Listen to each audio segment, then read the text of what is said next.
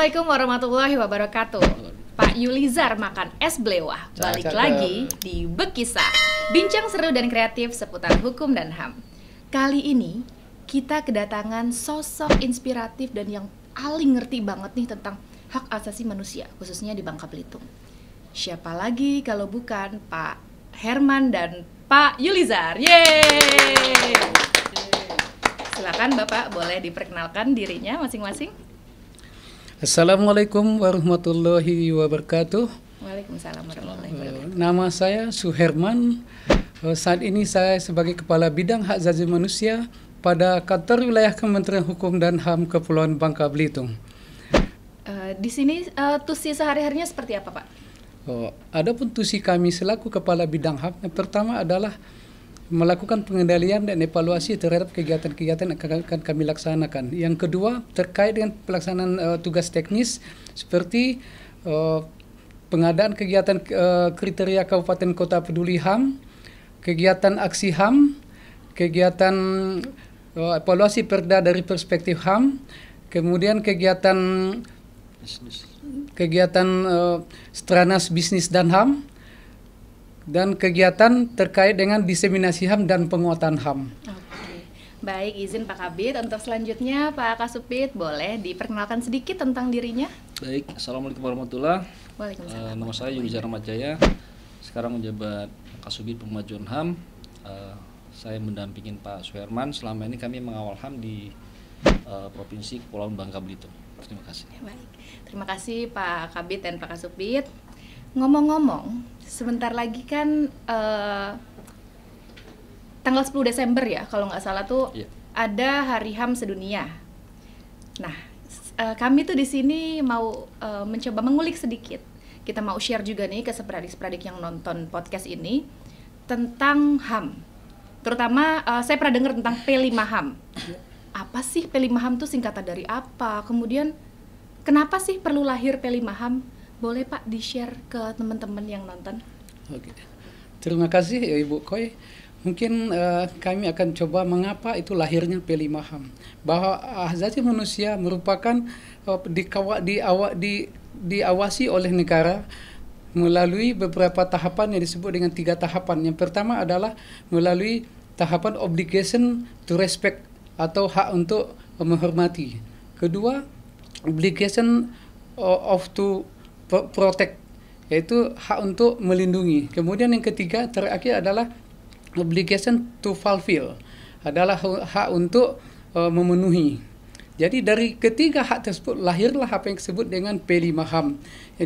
Yang disingkatan daripada P5HAM adalah penghormatan, perlindungan, pemenuhan, penegakan, dan pemajuan hak asasi manusia. Jadi itulah kenapa lahir P5HAM. Oh, jadi itu sebenarnya bagaimana cara kita untuk respect terhadap hak asasi manusia di sekeliling kita ya Pak Kabid ya, izin. Nah, kemudian nih Pak Kabid izin. Terkait dengan KKP HAM itu kan kalau nggak salah yang kami dengar, Pak Kasubit juga izin, saya pernah tahu tentang KKP HAM. Tapi dia pernah lihat-lihat aja nih beberapa Pemkab atau mungkin Pemkot yang menggaung-gaungkan KKP HAM. Apa sih sebenarnya KKP HAM itu? Mungkin boleh gantian ya Pak ya, Pak Kasubit dulu boleh. Aja, Pak Kabit. Oh boleh, siap Pak Kabit izin. Jadi yang dimaksud dengan Kabupaten Kota Peduli adalah upaya pemerintah Kabupaten Kota dalam meningkatkan pemahaman terhadap P5HAM. Sebagaimana tadi kita sebut P5HAM adalah penghormatan, perlindungan, pemenuhan, penegakan, dan pemajuan hak asasi manusia. Jadi itulah yang dimaksud dengan KKP HAM. Oh, jadi gini ya Pak, kalau ada apa ya, itu kan berarti semacam gelar atau penobatan ya Pak ya, KKP HAM itu ya? Iya. Nah, berarti pastinya ada kriteria atau komponen-komponen penilaian yang membuat suatu kabupaten atau kota itu bisa dinobatkan menjadi KKP HAM. Apa aja sih Pak? Boleh nggak kita di-share sedikit lagi? Kabit, menjawab sih. Oke. Mungkin saya tambahkan dulu. Yang pertama adalah kita mempunyai aplikasi penilaian yang terdapat di dalam Permen Kumham nomor 22 tahun 2021. Di dalam penilaian tersebut ada beberapa tahapan. Untuk dinilai di bawah 50 kurang itu adalah tidak peduli HAM. Yang kedua adalah 55 sampai 65 itu adalah cukup peduli HAM, dan 65 sampai dengan 75 cukup peduli HAM, sedangkan yang terakhir adalah 75 dengan 100 adalah peduli HAM. Jadi dia ada tidak peduli, ada peduli, ada cukup peduli, dan ada peduli HAM. Jadi nilainya ketika 75 sampai dengan 100 itu sudah dianggap sudah peduli HAM. Silakan untuk ditambah.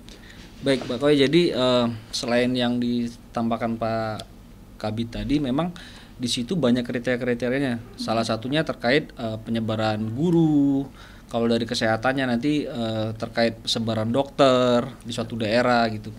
Jadi apabila suatu daerah itu dikatakan dia sudah peduli HAM, berarti bahwa sebaran-sebaran seperti guru, perawat, dokter khusus misalnya itu berarti sudah merata di sana. Banyak lagi selain itu memang kriteria-kriteria yang dinilai dari kabupaten kota peduli HAM ini. Nah, dan alhamdulillah kabupaten kita, kota semua ya Pak ya, tahun ini seolah semua sudah mendapat kriteria peduli HAM. Oh, berarti mohon izin nih. Berarti kalau sudah peduli HAM itu berarti range nilainya sudah 75 sampai 100 semua ya Pak ya, izin ya. Jadi semua 7 kabupaten dan kota di Bangka Belitung itu semua sudah masuk ke KKP HAM. Iya, sudah di atas 7,5 berarti. Di atas 75 nilai. 75 sampai dengan 100 itu. Nah, kemudian berarti mekanisme penilaian itu kan berarti pelaksanaan kegiatan untuk mendukung jalannya KKP HAM ini berarti dibuktikan melalui data dukung ya. Nah, evidence seperti itu kan yang dinilai, yang menilai siapa nih Pak kalau boleh tahu? Jadi untuk penilaian KKP HAM ini dimulai atau diawali oleh Kanwil dengan mengupload data dukung ke dalam kabupaten aplikasi KKP HAM. Di situ akan kita melihat apakah data dukung sudah lengkap atau belum versi Kanwil. Setelah kita anggap cukup, itu kita upload ke dalam aplikasi KKP HAM. Nah, itu disampaikan melalui aplikasi. Setelah itu akan dinilai oleh tim verifikasi pusat. Tim verifikasi pusat akan menilai lagi melalui tim yang dibentuk oleh Menteri HAM. Karena saat ini kita sudah mempunyai kementerian tersendiri.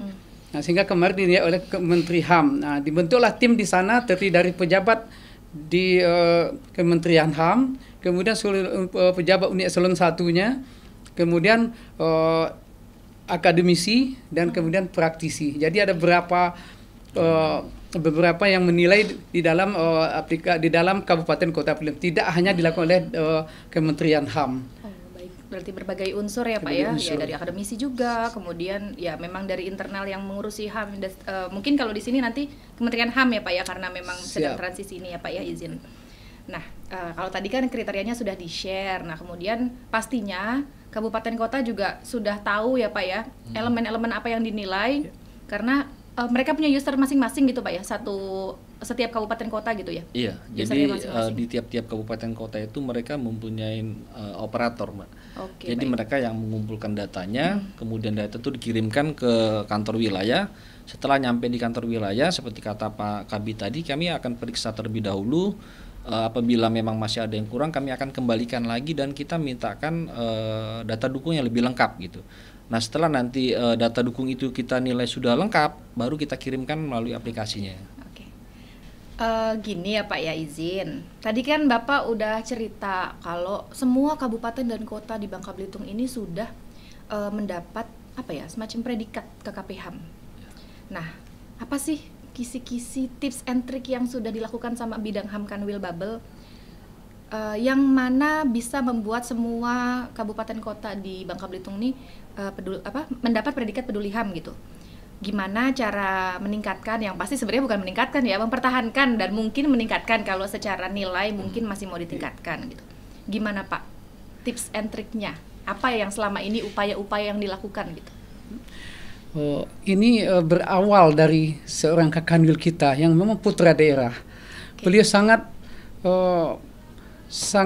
mempercayai kita gitu. Bagaimana kabupaten kota Belitung bisa dapat semuanya di seluruh Bangka Belitung.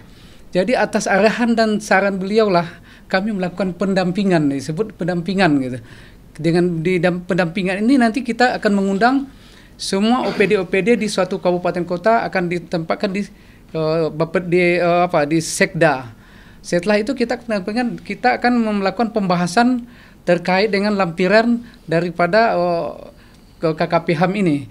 Nah, disinilah kami berupaya bagaimana kita menyamakan persepsi antara OPD dengan Kanwil supaya nanti di data dukungnya tidak lagi ada kesalahan di dalam menyampaikan kepada Kanwil.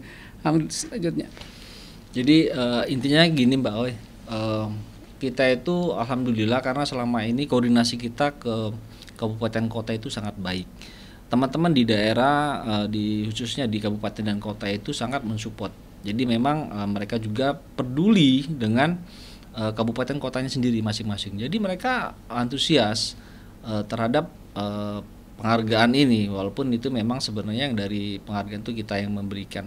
Tapi memang selama ini yang kita kunci dari keberhasilan kita itu selain memang dari pimpinan kita yang ada di kantor, support dari teman-teman semua yang ada di bidang HAM, itu juga support dari teman-teman di bagian hukum Kabupaten Kota Pedu. Baik, jadi di sini tuh Kanwil Kemenkumham Bangka Belitung tuh mungkin nggak hanya sebagai penilai atau evaluator ya, tapi juga mungkin konsultan ya. Jadi mungkin OPD bingung sedikit nih, nanya. Jadi nggak akan mereka tuh bikin data dukung yang nggak sesuai sama yang diminta gitu. Makanya mungkin evidence yang mereka sampaikan seluruhnya bisa diterima dan itu yang bisa mendongkrak nilai, makanya bisa jadi KKP HAM semuanya gitu ya Pak ya, berarti ya. Betul. Nah, kemudian nih Pak, ada lagi nggak sih yang izin nih Pak? Nih saya kan nggak ngerti banyak ya tentang KKP HAM. Ada nggak Pak yang mau Bapak share yang mungkin belum saya tanyain nih, yang mungkin lebih deep, lebih mendalam gitu terkait dengan KKP HAM? Dan mungkin awam tuh ya bingung, apa sih sebenarnya KKP HAM yang lebih mudah dimengerti gitu. Jadi yang dimaksud dengan KKP HAM di sini adalah bagaimana peran pemerintah daerah di dalam menjalankan aksi HAM. Ini ada satu bahagian atau rentetan daripada rencana aksi nasional hak asasi manusia atau kita kenal dengan RAN-HAM. Ini ada bagian dari RAN-HAM. Namun untuk penilaiannya ini dapat ditambahkan dari nilai aksi HAM. Jadi ada dua kriteria sini. Yang pertama dinilai adalah terkait dengan nilai Kabupaten Kota Peduli HAM. Kemudian ditambah dengan nilai aksi HAM melalui B4, B8, dan B12. Nah, dari inilah nanti kita akan melihat gitu, apakah pemerintah daerah sudah melaksanakan P5 HAM tersebut. Nah, sehingga kita bisa melihat contoh, salah satu contoh ada terkait dengan mungkin pembuatan KTP gratis. Mungkin juga terkait dengan pendidikan gratis. Nah, ini sudah kita lihat di beberapa kabupaten kota memang ini sudah dilaksanakan gitu. Jadi manfaat daripada KKP HAM ini adalah bagaimana pemerintah melaksanakan tugasnya untuk melayani masyarakat sehingga masyarakat mendapatkan hak-haknya sebagaimana diatur Undang-Undang 39 tahun 1999. Mungkin itu. Baik, mohon izin Pak, berarti mungkin ya Pak ya, kalau saya sebagai masyarakat berarti sebuah kabupaten atau kota itu dianggap sebagai kabupaten kota yang peduli HAM, itu bisa dilihat satu dari pelayanan publiknya mungkin, atau mungkin sarana dan prasarana yang ada pada wilayah tersebut. Ya mungkin itu yang benar-benar paling dirasakan sama masyarakat kali Pak ya. Nah, kemudian nih saya ingat nih, kalau nggak salah tahun lalu itu Kanwil Babel dapat penghargaan ya Pak ya? Itu penghargaannya apa sih Pak? Boleh nggak di-share ke teman-teman nih? Kita agak pamer-pamer sedikit. Ya, jadi tahun kemarin, tepatnya tahun 2023, Provinsi Kepulauan Bangka Belitung mendapatkan semua kabupaten kota predikat Kabupaten Kota Peduli HAM. Wow. Dengan 6 kabupaten 1 kota, sehingga Gubernur sebagai Gubernur Kepulauan Bangka Belitung dan Kepala Kantor Wilayah juga mendapatkan penghargaan yang sama selaku instansi pendorong atau pembina. Nah, sehingga ketika kita termasuk dalam 5 besar di tingkat nasional untuk ke kantor wilayah dan untuk gubernur, kita mendapatkan peringkat itu. Sehingga kita salah satu dari 5 besar itu yang dipanggil ke Jakarta untuk menerima penghargaan Kabupaten Kota Peduli HAM pada tahun 2023. Oh, dari menteri ya berarti itu Pak ya izinnya? Ya, dari menteri. Siap, baik. Berarti ya semoga ya Pak ya, ini kan 2024 belum habis. Ya. Semoga kita bisa tetap mempertahankan Amin. sebagai Kanwil dan mungkin provinsi yang berhasil mendorong seluruh kabupaten kotanya menjadi KKP HAM. Iya. Nah, kita kan tadi udah mengulik banyak, Bapak juga sudah sharing ke teman-teman seperadik tentang apa itu KKP HAM. Nah, mungkin kalau teman-teman juga ada yang masih mau tanya, boleh banget nih Pak ya. Nanti teman-teman tanya ke Instagram, nanti kami selaku humas, nanti kami yang tektokan sama bapak-bapak izin untuk minta pencerahan ya. Nanti kita balasin ke teman-teman. Nah, tapi sebelum saya menutup podcast ini, boleh Bapak izin memberikan sedikit closing statement-nya. Mungkin gimana sih manfaat dari KKP HAM tuh? Apa manfaat yang kira-kira dirasakan sama masyarakat di sebuah kabupaten atau kota jika kabupaten kotanya dinobatkan sebagai KKP HAM? Boleh terserah, boleh Pak Yulizar atau Pak Suherman. Oke, terima kasih Ibu Koi. Jadi manfaat dari Kabupaten Kota Peduli HAM bagi masyarakat adalah sangat banyak sekali. Pertama, kita mengenal ada dua kriteria besar. Pertama adalah hak sipil dan politik serta hak ekonomi sosial budaya. Dari hak sipil tersebut ada 5 indikator yang harus kita isi di situ. Kemudian di hak ekonomi sosial budaya juga ada 5. Di situ banyak sekali terkait dengan masyarakat. Ada contohnya untuk hak atas pendidikan. Nah, jadi kita melihat di beberapa kabupaten kota kita ada pendidikan gratis gitu, sampai tingkat SMA. Kemudian hak atas kependudukan. Itu ada juga KTP gratis. Kita melihat sampai saat ini, saya di kabupaten kota melihat itu KTP itu tidak bayar gitu, tapi gratis, itu disediakan oleh kabupaten kota. Kemudian hak atas perumahan yang layak, itu ketika masyarakat yang kurang mampu itu dibantu oleh pemerintah, dibuatkan rumah yang layak huni oleh pemerintah. Nah, kemudian untuk tenaga kerja, kita ada penerimaan CPNS, ada juga di swasta, ada juga BUMN, itu juga difasilitasi oleh pemerintah. Nah, jadi kita melihat manfaatnya bagi masyarakat itu sangat banyak sekali gitu. Sangat bermanfaat ketika suatu kabupaten kota itu sudah peduli HAM. Dan ini juga menjadi tantangan bagi pemerintah ketika suatu kabupatennya sudah mendapatkan predikat ini. Nah, oleh karenanya pada kesempatan yang indah ini, kesempatan yang baik ini, kami menyampaikan kepada masyarakat umum bahwa dampak atau telah dipilihnya kabupaten kota untuk menjadi kabupaten kota peduli itu sangat bermanfaat besar sekali kepada masyarakat. Mungkin itu Bu Koi. Ya Pak ya. Berarti berarti sebenarnya kalau dari saya ya, mungkin teman-teman yang punya sosial media nih, kalau misalkan menemukan ada beberapa misalkan ada sesuatu fasilitas dari pemerintah daerah atau di jalan misalkan, wah ini sangat ramah HAM nih, kalau menurut saya sih ya, boleh itu difoto, diposting, kita bangga bareng-bareng nih, ya bener nggak? Kita bangga bareng-bareng. Wah ternyata kita pamer sedikit nih, kita sharing nih sama kabupaten kota di daerah lain, di provinsi lain, kalau Babel nih semua kabupaten kotanya udah peduli HAM loh. Prasarana dan sarana umum di sini itu tuh sudah benar-benar melek tentang HAM loh, kayak gitu-gitu tuh kan mahal sebenarnya ya Pak ya. Itu tuh bisa jadi pride sendiri gitu kan buat wilayah kita. Kayak gitu. Mungkin Pak Yulizar izin ada lagi nggak yang mau disampaikan ke teman-teman? Saya cuma menyampaikan sedikit aja terima kasih kepada teman-teman di bagian hukum, khususnya berkat kerjasama yang baik selama ini, akhirnya kita dari tahun kemarin juga tahun ini mendapatkan predikat peduli HAM. Semoga tahun depan kita bisa meningkatkan kembali nilainya. Selain mempertahankan, kita juga meningkatkan nilainya khusus itu. Itu aja Mbak Koi. Baik, terima kasih Bapak. Mohon izin, mungkin sekian sesi podcast kita kali ini. Kita kita gemuruhkan, kita gelorakan terus sampai dengan Hari HAM Sedunia, dan nextnya nggak sampai Hari HAM Sedunia aja selesai gitu. Lalu buat teman-teman saya ingetin lagi, kalau teman-teman mau tanya lagi, nggak cuma KKP HAM ya Pak? Iya. Misalkan pernah dengar tentang P2 HAM. P2 HAM tuh apa Pak? Lupa saya Pak.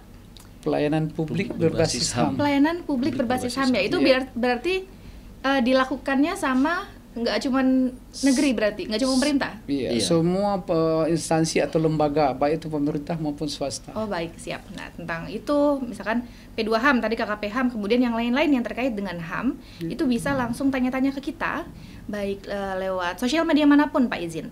Bisa dari Instagram, Facebook, kemudian kalau mau di komen YouTube ini juga nggak masalah. Nanti kita akan teruskan kembali ke pakar-pakar yang ada di sini. Nanti kita share ke teman-teman jawaban-jawaban keren dari bapak-bapak ini. Baik, Bapak boleh nggak sih saya dengar ada pantun nggak sih buat nutup podcast ini? Boleh kali ya, sedikit ya. Iya. Boleh Pak, silakan. Buah pepaya, buah kuini, Cakep. pohonnya punya tetangga sebelah. Cakep. Terima kasih sudah menonton podcast hari ini. Mohon maaf kalau ada kata yang salah. Assalamualaikum warahmatullahi wabarakatuh. Terima kasih. Terima kasih. Balik lagi di Bekisah selanjutnya. Dah. Dadah.